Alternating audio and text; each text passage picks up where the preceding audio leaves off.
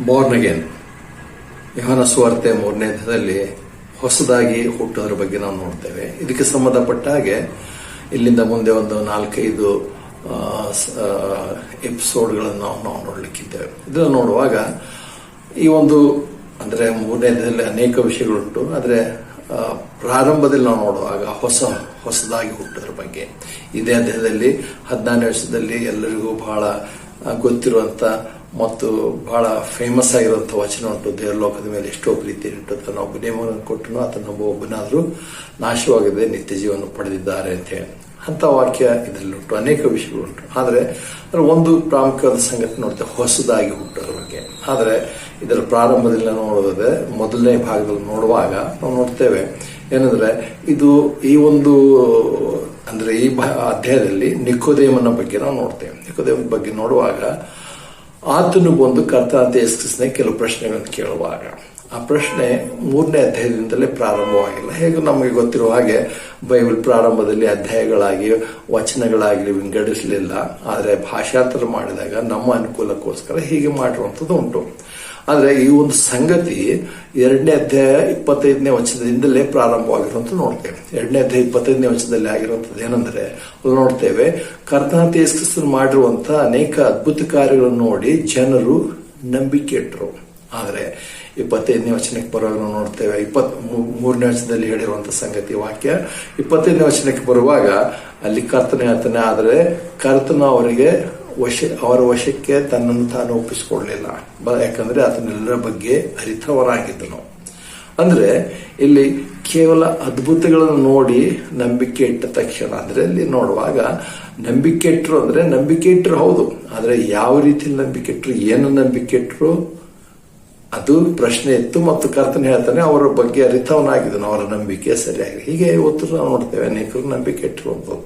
So ನಂಬಿಕೆ ಇಟ್ಟ ತಕ್ಷಣ ಆ ನಂಬಿಕೆ ನಿಜವಾಗಲೂ ದೇವರ ಮಕ್ಕಳಾಗೋದಕ್ಕೆ, ಹೊಸದಾಗಿ ಹುಟ್ಟೋದಕ್ಕೆ, ರಕ್ಷಣೆ ಹೊಂದೋದಕ್ಕೆ ಕಾರಣವಲ್ಲ.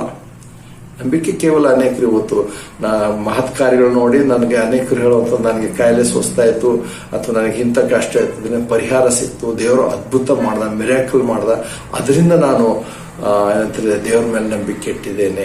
ಅದ್ರಲ್ಲಿ ನೋಡುವಾಗ ನೋಡ್ತೇವೆ ಅಂತ ನಂಬಿಕೆ ಕರ್ತನು ಮೆಚ್ಚುಗೆ ಪಡಿಸಲಿಲ್ಲ ಅಥವಾ ಅದು ಸರಿಯಲ್ಲ ಅನ್ನೋಂಥ ರೀತಿಯಲ್ಲಿ ಆತನ ಹೇಳಿದ್ರು. ಅದಕ್ಕೋಸ್ಕರ 25ನೇ ವಚನ ಹೇಳ್ತಾನೆ, ಅವರಿಗೆ ತನ್ನನ್ನು ತಾನು ವಶಕ್ಕೆ ಒಪ್ಪಿಸ್ಕೊಡ್ಲಿಲ್ಲ. ಅವರನ್ನು ಅಂದ್ರೆ ಆಕ್ಸೆಪ್ಟ್ ಮಾಡಲಿ, ಅವರನ್ನು ಸ್ವೀಕರಿಸಲಿಲ್ಲ ಅವರ ನಂಬಿಕೆ. ಅದಕ್ಕೆ ಸಂಬಂಧಪಟ್ಟ ಹಾಗೆ ನಾವು ಏನಂತಾರೆ ಮುಂದಿನ ಭಾಗದಲ್ಲಿ ನಿಕೋದೇಮನ ಸಂಗತಿಯನ್ನು ನಾವು ನೋಡ್ತೇವೆ.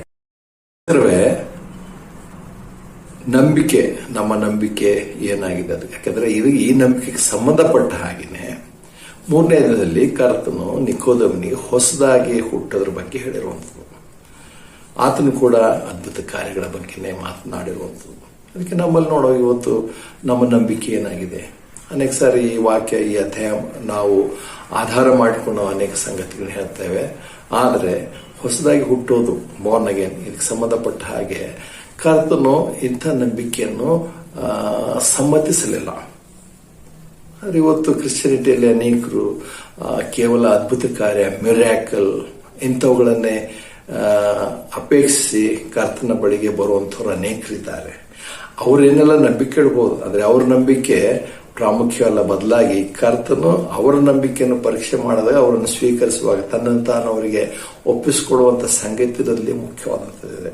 ಅನೇಕರಲ್ಲಿ ಗೊತ್ತಿದೆ ಅಂದ್ರೆ ದೇವರ ಕೇವಲ ದೇವರನ್ನು ಕಷ್ಟ ಪರಿಹಾರ ಮಾಡುವಂಥ ದೇವರು, ಬಡತನದಿಂದ ಬಿಡಿಸುವಂಥ ದೇವರು ಅಥವಾ ಕಾಯಿಲೆಯಿಂದ ಸ್ವಸ್ಥಪಡಿಸುವಂಥ ದೇವರು, ಇವೆಲ್ಲವುಗಳು ಅದ್ಭುತಗಳಾಗಿ ನೋಡೋದು. ಮತ್ತೆ ಅನೇಕ ಸಾರಿ ಏನೋ ಪ್ರಾಬ್ಲಮ್ ಇದೆ, ಎಂಥ ಸಂಗತಿ ಅಂತ ಕಾಣ ದೇವರು ಇವತ್ತು ದೇವರು ಅದ್ಭುತ ಮಾಡಬೇಕು, ಮಿರಾಕಲ್ ಮಾಡಬೇಕು, ಅಥವಾ ಇನ್ನು ಕೆಲವರು ಬ್ರೇಕ್ ಥ್ರೂ ಇನ್ ಲೈಫ್ ಇಂಥವೆಲ್ಲ ಹೇಳುವಂತ ನೋಡ್ತೇವೆ. ಆದರೆ ನಾವು ನೋಡುವಾಗ ಕರ್ತನಾದ ಯೇಸು ಕ್ರಿಸ್ತನು ಅಂತ ನಂಬಿಕೆಯನ್ನು ಆತನು ಇಲ್ಲಿ ಸ್ವೀಕರಿಸಲಿಲ್ಲ.